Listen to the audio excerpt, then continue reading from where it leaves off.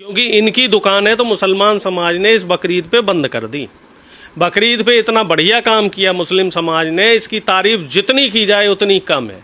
मैं इसकी दिल से तारीफ करता हूँ कि मुस्लिम समाज ने इतना बढ़िया काम कर दिया। बजरंग दल, आरएसएस और जो बीजेपी के तमाम घटक दल हैं, इनके साथ अब एक धर्म संकट ये आ गया कि अब ये किस चीज़ की राजनीति करेंगे, क्योंकि मुसलमानों ने इन सब लोगों का इलाज बांध दिया।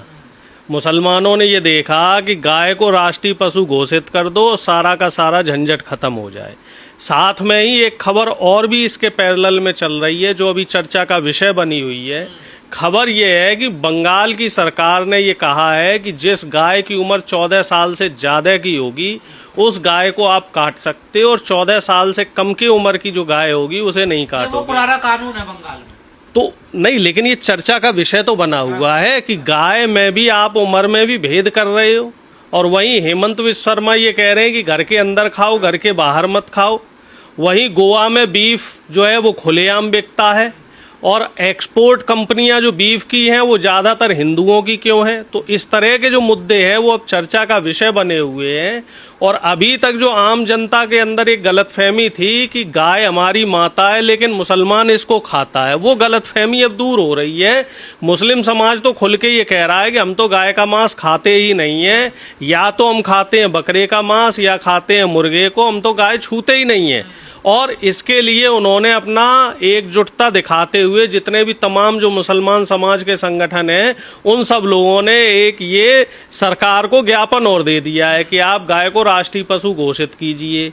अब इस पे आरएसएस के एक चिंतक हैं, आरएसएस के एक बड़े नेताजी हैं, उनका ये कहना है कि गाय कोई पशु नहीं है। अब ये बताइए कि अब हमें ऐसा लग रहा है कि व्हाट्सएप यूनिवर्सिटी में एक नया जो शब्द है वो और शब्दकोश जुड़ने वाला है। हम तो अब तक ये पढ़ते आए थे कि गाय हो गई, भैंस हो गई, बकरी हो गई, ये सब दूध देने वाले पशु है, डोमेस्टिक एनिमल्स हैं। लेकिन गाय में भावना जुड़ी है ना, गौ माता मानते हैं ना, आप लोग भी तो गलत राह पे चल रहे हैं ना। तो गाय का जो पुल्लिंग है, हालांकि इस बात को कहना नहीं चाहिए, बैल जो होता है जिसे सांड बोलते हैं, तो उसको राष्ट्रपिता बना लो, उसे फिर बाप मानने लग जाएं। ये नहीं, वो अलग चीज हो गई। ये बीजेपी वाले कहीं का कहीं कहीं की ईंट और कहीं का रोड़ा जोड़ देते हैं आके। ये बताइए, कोई पशु है तो वो पशु ही रहेगा। गौ माता को पशु कह रहे हैं। कोई पक्षी है तो वो पक्षी ही रहेगा। मोर है वो राष्ट्रीय पक्षी है तो वो पक्षी। यादव जी, आप गौ माता को पशु कह रहे हैं। एनिमल तो है, डोमेस्टिक एनिमल है गाय। आप कह रहे हैं भावनाएं जुड़ी है, तो अच्छी बात है, सबकी भावनाएं जुड़ी है। जो भावनाएं क्यों जुड़ी है? भावनाओं को तो सम्मान करा है अरशद मदनी ने कि हम दूसरों की भावनाओं का सम्मान करते हैं। तो तभी तो राष्ट्रीय पशु घोषित करवाने की बात कर रहे हैं। और हम तो एक बात और कह रहे हैं, चलो साहब, यादव समाज की तरफ से मैं कह रहा हूँ, समस्त यादव समाज ये चाहता है कि गाय को राष्ट्रीय माता घोषित कर दीजिए। आप करेगी बीजेपी? अब लोग बीजेपी, अब विवाद खत्म। बीजेपी अब मैं पशु की भी बात नहीं कर रहा हूं, मैं तो ये कह रहा हूं गाय को राष्ट्रमाता घोषित कर दो। मानेगी? मैं प्रधानमंत्री मोदी से आह्वान करता हूं, राष्ट्रपति महोदया द्रौपदी मुर्मू से आह्वान करता हूं, जो हमारे मुख्य न्यायाधीश हैं उनसे भी आह्वान करता हूं कि आप सब लोग एक बैठक करो और गाय को राष्ट्रमाता घोषित कर दो, झंझट ही खत्म हो जाए। नहीं, आपकी डिमांड मांगने की लेकिन नहीं, सरकार तो डिमांड कैसे भी नहीं मानेगी। सरकार अगर डिमांड मानती होती तो आरएसएस के लोग पिछले 12 साल से कह रहे हैं गाय को जो है राष्ट्रीय पशु घोषित करो, उनकी बात नहीं मान रही। क्योंकि जो चीज़ एथिकली मानी जा सकती है उसी चीज को माना जाएगा। अगर गाय को हम राष्ट्रीय पशु घोषित कर देंगे तो अब उसमें टेक्निकल पेच ये है कि गोवा में फिर गाय नहीं कटेगी, गोकसी नहीं होगी। बीफ का जो यहाँ से एक्सपोर्ट होता है, विदेशों में जाता है, तो वो बंद करना पड़ेगा। तो पेच तो यहाँ सरकार के एंड पे है, जनता की तरफ से कोई दिक्कत नहीं है। ना ने धर्म संकट में फांस दिया, ना हिंदू समाज की तरफ से कोई दिक्कत है, ना मुस्लिम समाज की तरफ से कोई दिक्कत है। दिक्कत है जो सत्ता में बैठे हुए हुक्मरान हैं उनकी तरफ से। और मुसलमान समाज ने तो एक ऐसा काम कर दिया कि वो ये कहावत है जो गांव में कही जाती है कि अपने गले में जो मरा हुआ सांप है वो सरकार के गले में डाल दिया है कि भैया हम तो ये चाह रहे हैं कि गाय को आप राष्ट्रीय पशु घोषित करो, हमारी तरफ से कोई दिक्कत नहीं है। अब दिक्कत है जो सत्ता में बैठे हुए लोग हैं, जो गाय के नाम पे पिछले 12 साल से राजनीति कर रहे हैं, जो शिक्षा के नाम पे बात नहीं करते हैं कि क्यों 1 लाख से ज़्यादा प्राइमरी सरकारी विद्यालयों में मात्र 1 शिक्षक है, क्यों 2 लाख से ज़्यादा प्राइमरी विद्यालयों में बच्चों को पीने का पानी नहीं है, क्यों 50,000 से ज़्यादा प्राइमरी विद्यालयों में जो मिड डे मील मिलता है उसकी गुणवत्ता बहुत ही दयनीय है। इन मुद्दों पे बात होनी चाहिए। सरकारी अस्पतालों पे बात होनी चाहिए। ना तो वहाँ दवाएं हैं, ना वहाँ पे डॉक्टर है, ना वहाँ पे इंफ्रास्ट्रक्चर है, ना वहाँ पे मेडिकल इक्विपमेंट है। इस पे बात नहीं होगी। सड़कों पे बात होनी चाहिए। जो विश्व स्तरीय सड़कों की बात कर रहे हैं तो उत्तर प्रदेश में जाके देख लीजिए, राष्ट्रीय राजमार्ग छोड़ दीजिए, इसके अलावा जो तमाम सड़कें हैं वो दयनीय स्थिति में है। पीने के पानी की बात कर लीजिए आप।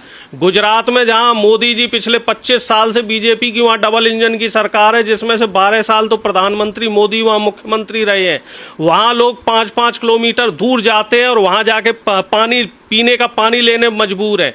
इंदौर, जिसे इंडिया का सबसे साफ शहर माना जाता है, सबसे डेवलप्ड सिटी माना जाता है, वहाँ पीने के पानी की ऐसी किल्लत है, 15 दिन से लोग धरने पे बैठे हुए हैं। तो जो मुद्दे हैं उन पे सरकार बात नहीं करेगी। सरकार बात किस पे करेगी? गाय पे करेगी, बकरे पे करेगी।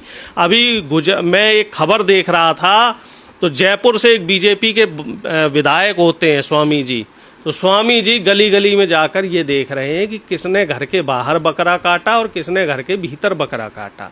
एक विधायक का ये काम है। विधायक ये नहीं देख रहा है कि सड़क, नाली, खड़ंजा और आम जनता के जो मूलभूत सुविधाएं हैं वो उनको मिल रही हैं या नहीं मिल रही हैं। बीजेपी के नेता, बीजेपी के जो मंत्री हैं और तमाम अधिकारी हैं, सब लोग सिर्फ एक चीज ये देख रहे हैं कि हिंदू मुस्लिम के नाम पर जो सामाजिक सौहार्द बना हुआ है उसको कैसे बिगाड़ा जाए। यादव जी, अब इस मुसलमानों के इस ऐलान के बाद ये गौ रक्षा दल, तमाम तरह के जो दल बने हुए हैं, ये अब क्या करेंगे? ये सब लोग जो है अब धनिया बेचेंगे। ये सब लोग, अभी गर्मी चल रही है, पुदीना बेचेंगे, नींबू बेचेंगे, क्योंकि इनकी दुकानें तो मुसलमान समाज ने इस बकरीद पे बंद कर दी।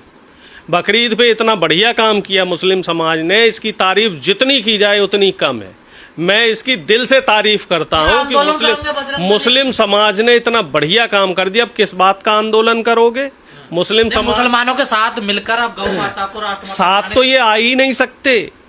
जब सरकार से किसान सवाल कर रहे थे तब ये हिंदू दल किसानों के साथ नहीं आए। जब पहलवान आंदोलन कर रहे थे तब ये नहीं आए। अरे ये तो सरकार के चाटुकार हैं। इनकी भी तो मांग यही, जो बजरंग दल के लोग हैं, इनकी मांग भी तो यही है ना। मैं भी क्या कह रहा हूँ श्रीमान जी, जो बजरंग दल के लोग हैं, जो हिंदू परिषद के लोग हैं, जो RSS के लोग हैं, ये सब लोग सरकार के पिट्ठू हैं। आप ये बताओ, CBSE का भी पेपर लीक हुआ, 12th में CBSE के जो सीट्स है उसमें दिक्कत आई, नीट का पेपर लीक हुआ, इसके साथ SSC के पेपर में गड़बड़ियाँ आई, और अभी जो सेंट्रल यूनिवर्सिटीज़ का सारे का एक जो एग्ज़ाम होता है, कॉमन एग्ज़ाम, एंट्रेंस एग्ज़ाम, जिसे CUET कहते हैं, उसमें भी धांधली की खबर आई है। क्या किसी बजरंग दल, विश्व हिंदू परिषद, RSS के किसी जो घटक दल है उसने सरकार से सवाल किया? उसने बात की? किसी ने भी बात करी सरकार से कि भैया ये लापरवाही क्यों हो रही है? आपके जो अधिकारी हैं, जो तमाम IAS अफसर हैं, ये सब लोग क्या कर रहे हैं? क्या हिंदू मुस्लिम करने से ही देश चलेगा? अब समस्या ये आ रही है कि जो तमाम सिस्टम में बैठे हुए लोग हैं, जो IAS अधिकारी हैं और जो तमाम नेता हैं, मंत्री हैं, इनका सिर्फ एक ध्यान है कि कैसे हिंदू मुस्लिम के नाम पर राजनीतिक रोटियां सेंकी जाएं। ये लोग युवाओं के भविष्य के साथ खिलवाड़ कर रहे हैं।